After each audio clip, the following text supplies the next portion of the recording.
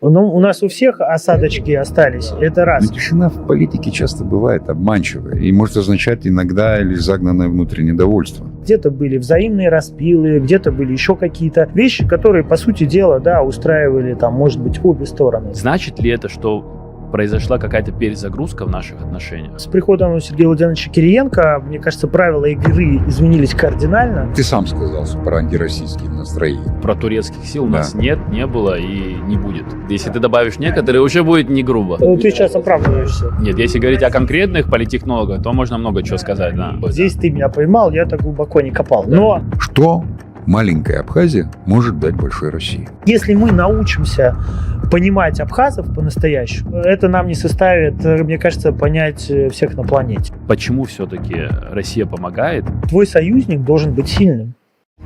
История государственной Абхазии.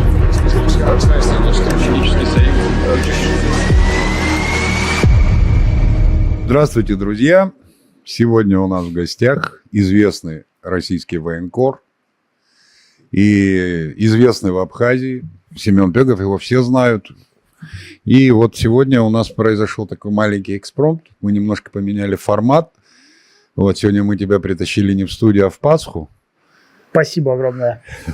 Надеемся, сегодня на действительно откровенный разговор, то есть без глянца, без ничего. И, надеюсь, многие, кто нас смотрит, получат ответы на свои вопросы, которые, в принципе, витают в абхазском обществе. Привет, Семен. Привет, народ, очень рад вас обоих видеть.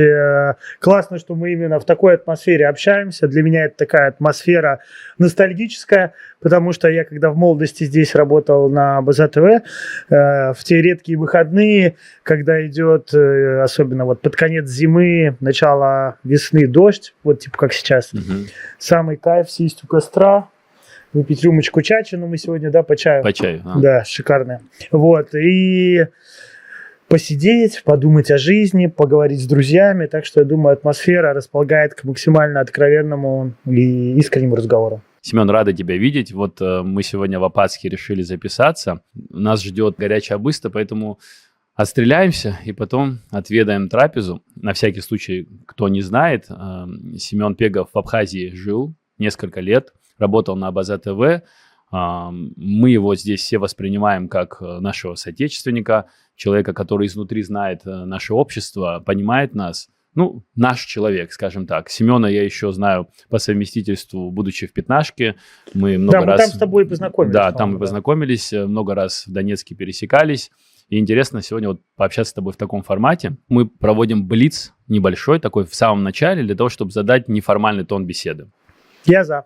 Первый вопрос, короткий, и постарайся тоже коротко на него ответить, но можно там чуть-чуть раскрыть мысль. Что для тебя Абхазия? Для меня Абхазия – это прежде всего люди и мои друзья здесь. Спасибо. Ну, как журналиста хочу спросить. Вот для тебя в публикации что важно? Вызвать какую-то дискуссию или называть вещи своими именами? Для меня самое важное в публикации – искренность. Чтобы я писал о том, во что верю сам. Для меня важно не быть в этом смысле подлым, не быть манипулятором. По поводу того, найдет ли это отклик у аудитории, это уже такой вопрос, который потом становится ясным. Да. Прежде всего нужно делать в то, во что ты искренне веришь, да, и то, что тебя самого искренне волнует, да, к чему ты неравнодушен. Как человека, не понаслышке знающего, что такое Абхазия и Россия, кто или что сегодня формирует образ Абхазии в России, на твой взгляд? Кто или что? Ну, естественно, я скажу, что во многом образ Абхазии формирует мой друг Абхаз. Это человек, который командует подразделением «Пятнашка». Он для России действительно легенда. И мне кажется, крайне показательно, тут тоже ответ, на мой взгляд, очевиден, потому что, когда был парад 9 мая, я действительно с гордостью и с радостью видел за президентом Владимиром Владимировичем Путиным абхаза. И это грело душу. Я понимал, что вот Абхазия сегодня представлена этим человеком. Ну, это был парад не в этом году, а в прошлом, на всякий случай. Да. Смотри, такой вопрос. Ты, я как понимаю, все равно внимательно следишь за процессами, происходящими в Абхазии? Естественно. Да. Кто, на твой взгляд, сегодня формирует общественное мнение в Абхазии? Мне кажется, сразу несколько есть факторов. Они формируются. Это блиц или уже нет? Блиц. Пока блиц. Улица. Хорошо. Еще один вопрос. Был ли момент, когда ты пожалел о своих словах, высказанных публично? Бывало ли такое? Пожалел? Да. Мне сейчас сложно вспомнить, наверное, нет. Наверное, были слова, которые я мог, в которых мог я ошибиться, да. Ну, признать свои ошибки, это тоже, мне кажется, правильно, Да. и нужно для этого иметь свое мужество. Но чтоб прям вот жалела о том, что я что-то произнес, такого не помню. Семен, я думаю, что естественным образом будет правильно спросить тебя в самом начале, несколько вопросов по поводу твоей статьи, нашумевшей. Некоторое время назад ты опубликовал статью относительно российско-абхазских отношений, да, как бы после выборов, какие происходили трансформации. Я думаю, многие читали эту статью. Я вот хочу, знаешь, какой момент уточнить у тебя. После этой статьи была реакция со стороны Абхазского министерства внутренних дел. Как сообщали МВД, они предпринимали попытки связаться с тобой, у них не получилось. Потом с тобой вышла на связь журналистка Марьяна Котова, которой ты сообщил, что готов более развернуто дать комментарий по поводу этой статьи, когда у тебя будет там удобное время, ты будешь не на передовой и так далее. Да. Вот, наверное, попрошу тебя чуть-чуть раскрыть те моменты в статье, где ты заявлял, начнем, наверное, с этого, самое такое резонансное, что было, где ты заявил, что какие-то абхазские чиновники, да, в профильном ведомстве, то есть не называя конкретное ведомство, они отреагировали на предложение построить русскую школу в Абхазии за 4 миллиарда, если не ошибаюсь, да, как-то так, как не подобает. И еще ты заявлял о том, что был случай, когда кто-то из Абхазии, из граждан Абхазии, или там жителей Абхазии, вывез некоего российского подрядчика, который делал работы на набережной с какими-то угрозами, там, хотели, чтобы подряд достался, я так понимаю, именно им. Вот, и эта история в итоге замялась. Да, и МВД эту историю тоже не подтвердила. Вот по поводу этих двух моментов попрошу тебя немножечко раскрыть детали, если это возможно. Смотри, тут вопрос центральный, он действительно в формулировках. Во-первых, я никаких заявлений не делал, и журналистская работа, она заключается не в том, чтобы что-то заявлять. Она заключается в том, чтобы описывать определенные явления, в том числе описывать определенные проблемы. Вот как мы с тобой ехали, да, по дороге обсуждали, что бывает где-то нарыв, и нужно его вскрыть и рассказать, что об этом стоит подумать, понять, как эти проблемы решить. Что касается, да, там конкретики, которой там специально нет, есть определенные формулировки, которые я очень тщательно подбирал. Почему это так происходит в нашей журналистской профессии, да? Потому что зачастую та информация, которая может скомпрометировать тех или иных больших людей, влиятельных людей, да, она дается журналисту на условиях того, что ты не будешь раскрывать свой источник. Угу. Иногда указать точно, да, там, фамилию того или иного чиновника, да, там, или конкретизировать то или иное ведомство или ту или иную структуру может навести в том числе тех людей, да, которые имеют... Я не говорю сейчас конкретно про эту ситуацию, теоретически, да, как это работает, в том числе...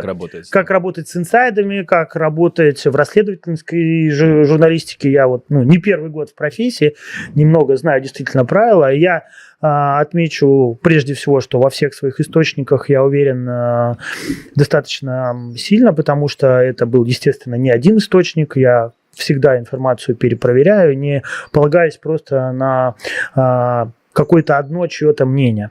Да, и о том, что проблема существовала, на каком конкретно она звене, да, там обсуждалась, мой источник, который мне эту информацию предоставлял, попросил не указывать. Естественно, я считаю, что это его право, это вопрос его безопасности. И это для меня главное условие тоже в профессии, что те люди, которые тебе помогают добывать информацию, их безопасность превыше твоей собственной и превыше всего. Это первое. Второе. И, кстати, вот тоже из наблюдений, да, и по поводу статьи, скажем так, когда не обвиняешь кого-то конкретного, а куча людей начинает говорить, или не куча, определенные люди говорят, нет, это не я, да. Это тоже довольно странно. Вот, это мой комментарий. Что касается, да, набережной, там тоже я попрошу всех, кто там не читал статью, имеет вопросы на этот счет, внимательно посмотреть именно формулировки, да, и, во-первых, что касается МВД, то должно было быть хотя бы заявление со стороны того человека, который, был потерпевшим в этой ситуации. Но его не было, они да, этого заявления, во-первых, не было. Во-вторых, человек, если бы хотел раскрыть и свою личность, и того, кого он вывозил, он бы тоже сделал это публично. То есть он посчитал нужным сообщить о том, что такое было, как пример некого симптома, да, потому что я, честно говоря, и вряд ли я кого-то сейчас удивлю, сказав, что, увы, это не единичная была ситуация, когда есть моменты, не связанные там с прямыми угрозами жизни, и там прямой угрозы жизни однозначно не было, и там его не похитили там с набережной, как-то там не надели мешок на голову. Это все было в такой корректной относительно разборка. И, это такое. Даже не разборка. Человека как бы отвезли показать, скажем так, одно место, один объект, да, и вместо этого объекта, оказался как бы в другом месте. Это не говорит о том, что его там бросили в подвал, там связали руки, где ему просто с ним поговорили, как бы вежливо, да, вы же знаете, как это тоже можно сделать, и сказали, что, лучше бы тебе не на этом объекте брать материалы, а на другом, да. Это, скажем так, был недвусмысленный намек, который человек считал таким образом. Он, естественно, рассказал своим руководителям об инциденте, последовало дальнейшее там разбирательство, скажем так, на таком уровне непубличном. Люди принесли свои извинения, и у человека не возникло потребности внутренней писать заявление на кого-то конкретно. Да, я его тоже понимаю. И тем более, если ситуацию, как ты говоришь, замяли, продолжили дальше работать, слава богу, на набережной работы не остановлены. Надеюсь, что в ближайшее время, в ближайшем обозримом будущем мы там сможем все вместе прогуливаться и кайфовать, да, как у нас в Абхазии иной раз говорят. Вот. Поэтому я обозначал определенные симптомы. Да. Если у кого-то есть желание это расследовать, флаг в руки этому человеку, я буду только рад. Мне, знаешь, что интересно? Ты ставил ли какую-то цель, опубликовав, да, вот эти конкретные факты? И если да, добился ли ты ее, вот учитывая, какой был резонанс у статьи? Я, честно говоря, думаю, что определенные тоже сдвиги есть. Я общался потом и с чиновниками абхазскими, которые в том числе, тоже зачем мне сейчас называть фамилии, выражали солидарность с моим мнением, да, что действительно не вся государственная машина поняла, что правила как бы игры изменились.